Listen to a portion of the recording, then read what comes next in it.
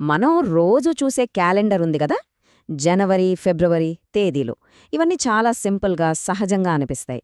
కానీ అసలు కథ వేరే ఉంది. మనం టైంని ఎలా కొలుస్తున్నాము అనే దాని వెనక ఉన్న నిజాలు తెలిస్తే వామ్మో అనిపిస్తుంది. ఆ కథ ఏంటో చూద్దారండి. ఓకే, కొన్ని ప్రశ్నలతో మొదలు పెడదామా? ప్రపంచమంతమైపోతుంది అని తెగ హడావిడి చేసిన 2012 గుర్తుందా? ఆ సంవత్సరం మళ్ళీ వచ్చిందంటే ఇంకా విచిత్రమేంటంటే, ఓ దేశం ఇప్పటికీ 12 కాదు, ఏకంగా 13 నెలల క్యాలెండర్ను అధికారికంగా వాడుతోందంటే, చివరిగా మనందరినీ అతలాకుతలం చేసిన కోవిడ్-19 అది వచ్చింది 2020లో కాదు, 2012లోనే. అంటే ఏమంటారు? ఈ ప్రశ్నలన్నీ వింటే పిచ్చిగా అనిపించొచ్చు, కానీ వీటన్నిటి వెనక ఓ లాజిక్ ఉంది. అదేంటో ఇప్పుడు చూద్దాం. సరే, ఈ కన్ఫ్యూజన్ అంతా అర్థం కావాలంటే మనం ఓ బేసిక్ రూల్ గుర్తుపెట్టుకోవాలి. అదేంటంటే అసలు సమయానికి క్యాలెండర్కి ఉన్న తేడా. చూడండి, టైం అనేది వేరు, క్యాలెండర్ అనేది వేరు.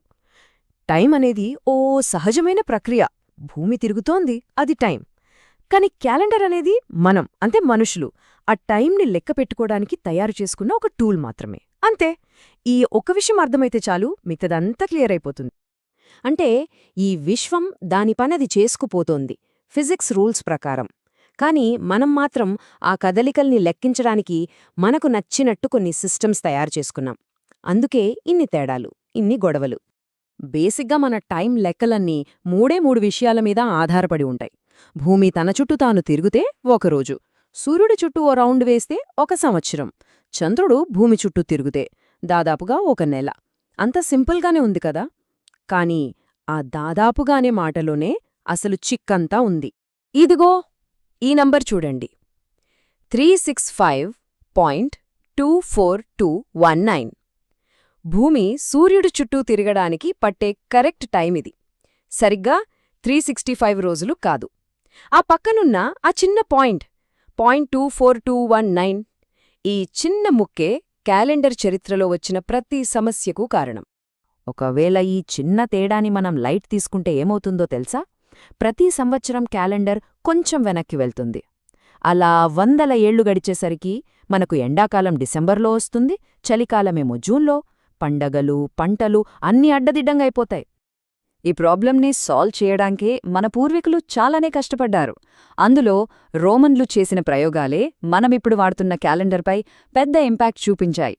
మొదట్లో రోమన్లు చంద్రుడిని ఫాలో అయ్యేవారు, కాని చంద్రుడి లెక్క ప్రకారం సంవత్సరానికి 354 రోజులే వస్తాయి. సూర్యుడి లెక్క ప్రకారం 365, అంటే ప్రతి ఏటా 11 రోజుల గ్యాప్. దీంతో వాళ్ల క్యాలెండరు సీజన్స్తో సంబంధం లేకుండా ఎటో వెళ్ళిపోయేది. పూర్తి కన్ఫ్యూజన్ అన్నమాట. ఆ పాతకాలం నాటి లెక్కళ్ల భారాన్ని మనం ఇప్పటికీ మోస్తున్నాం. ఒక ఉదాహరణ చెప్తాను. లాటిన్లో సెప్టెమ్ అంటే 7, ఆక్టో అంటే 8. మరి సెప్టెంబర్, అక్టోబర్ మనకు 9వ, 10వ నెలలు ఎలా అయ్యాయి? ఎందుకంటే వాళ్లు తర్వాత 2 కొత్త నెలల్ని క్యాలెండర్ మొదట్లో చేర్చారు. ఆ లెక్క అప్పట్నుంచి తప్పింది, ఇప్పటికీ మనం దాన్ని ఫాలో అవుతున్నాం. ఇంతేకాదు, మన నెలల పేర్లకే సైన్స్కి అస్సలు సంబంధం లేదు. జనవరి, మార్చ్ లాంటివి వాళ్ల దేవుళ్ల పేర్లు. జూలై, ఆగస్ట్ అయితే ఇంకా విచిత్రం. జూలియస్ సీజర్, అగస్టస్ సీజర్ అనే చక్రవర్తులు తమ గొప్ప కోసం వాళ్ల పేర్లను నెలలకు పెట్టేసుకున్నారు. అంతా పొలిటికల్ గేమ్ అన్నమాట.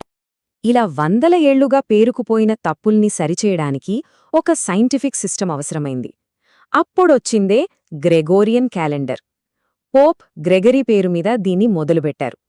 ఈ రోజు ప్రపంచంలో ఎక్కువ మంది వాడేది ఇదే. ఈ క్యాలెండర్ చాలా స్మార్ట్గా ఆ 24219 సమస్యను సాల్వ్ చేసింది. Rules simple. ప్రతి 4 ఏళ్లకి ఒక లీప్ డే వస్తుంది. కానీ 1900, 2100 లాంటి 100వ సంవత్సరాల్లో రాదు. ఇక్కడే ఇంకో ట్విస్ట్. అదే 100వ సంవత్సరం 400తో డివైడ్ అయితే మాత్రం లీప్ డే వస్తుంది, 2000వ సంవత్సరంలాగా. ఈ రూల్స్ వల్ల మన క్యాలెండర్ దాదాపుగా కరెక్ట్గా ఉంటుంది. అయినా సరే, ఇది కూడా 100% పర్ఫెక్ట్ కాదు. అయితే ఈ గ్రెగోరియన్ క్యాలెండరే ఫైనల్ అనుకుంటే పొరపాటే. ఎందుకంటే ఇథియోపియా అనే దేశం మనకంటే చాలా భిన్నమైన సిస్టమ్ని ఇప్పటికీ వాడుతోంది. నమ్మటానికి కాస్త కష్టంగా ఉండొచ్చు, కాని ఇది నిజం. ఇథియోపియాలో సంవత్సరానికి 13 నెలలు. ఇది వాళ్ల అఫీషియల్ క్యాలెండర్. వాళ్ల సిస్టమ్ చాలా ఇంట్రెస్టింగ్గా ఉంటుంది. మొదటి 12 నెలలకి ప్రతి నెల కరెక్ట్గా 30 రోజులుంటాయి. మిగిలిపోయిన 5 లేదా 6 రోజుల్ని కలిపి పగుమే అని 13వ నెలగా పెట్టుకున్నారు. ఈ లెక్కల వల్ల వాళ్ల క్యాలెండర్ మన క్యాలెండర్ కంటే 7-8 సంవత్సరాలు వెనక ఉంటుంది. అంటే మనం 2024లో ఉంటే వాళ్ళు 2016 లేదా 2017లో ఉంటారన్నమాట. ఓకే, ఇప్పుడు అసలు పాయింట్కొద్దాం. ఇథియోపియా 2012, మాయన్ క్యాలెండర్, కోవిడ్ వీటన్నిటికీ లింకేంటి? ఇక్కడే కథ అసలు మలుపు తిరుగుతుంది. 2012 డిసెంబర్లో మాయన్ క్యాలెండర్ ముగిసిపోతుందని, ప్రపంచమంతమవుతుందని ఓ పెద్ద ప్రచారం జరిగింది కదా. కట్ చేస్తే మార్చ్ 2020లో ఇథియోపియాలో మొదటి కోవిడ్ కేసొచ్చింది. విచిత్రమేంటంటే ఆ రోజు వాళ్ల క్యాలెండర్ ప్రకారం సంవత్సరం 2012. మన 2012 కాదు, వాళ్ల 2012. ఈ ఒక యాదృచ్ఛిక సంఘటన చాలు పాత పుకార్లన్నీ మళ్లీ బయటకొచ్చి. కాని నిజానికి మాయన్ క్యాలెండర్ చెప్పింది వేరు. వాళ్ల లెక్క ప్రకారం ఒక పెద్ద కాలచక్రం, అంటే వాళ్ల భాషలో బక్తున్, 2012తో ముగిసింది. అంతే. ఒక చక్రం ముగియడమంటే అంతం కాదు, కొత్త చక్రం మొదలవడం. సింపుల్గా చెప్పాలంటే మనకు డిసెంబర్ 31 అయిపోతే ప్రపంచం అంతమైపోదు కదా, జనవరి 1 మొదలవుతుంది. అది అంతే. మరి ఎందుకు మనం ఇలాంటి విషయాలను నమ్ముతాం? ఎందుకంటే మనుషుల నైజం అది. ఎక్కడైనా సరే ఒక ప్యాటర్న్ వెతుకుతాం. క్యాలెండర్లు, నంబర్లు ఇవన్నీ అఫీషియల్గా అనిపిస్తాయి కాబట్టి యాదృచ్ఛికంగా జరిగే సంఘటనలకు కూడా ఏదో ఒక అర్థాన్నే ఆపాదించాలని చూస్తాం. కానీ మనం గుర్తుంచుకోవాల్సిన ఒకే ఒక విషయమేంటంటే, ఈ విశ్వం నడిచేది ఫిజిక్స్ రూల్స్ మీద, భూమి తిరగడం మీద, మనం గీసుకున్న క్యాలెండర్ల మీద కాదు. అంటే కాలం అనేది నిజం, అది ఆగదు. కానీ దాన్ని కొలిచేందుకు మనం పెట్టుకున్న పేర్లు, మనం చేసుకున్న లెక్కలు అవే ముగుస్తాయి. ఒక్కసారి ఆలోచించండి, ఇలా మనం ఇది నిజం, ఇది సత్యం అని బలంగా నమ్మే ఇంకెన్ని విషయాలు కేవలం మనుషులు సృష్టించుకున్న కల్పనలు కావచ్చు.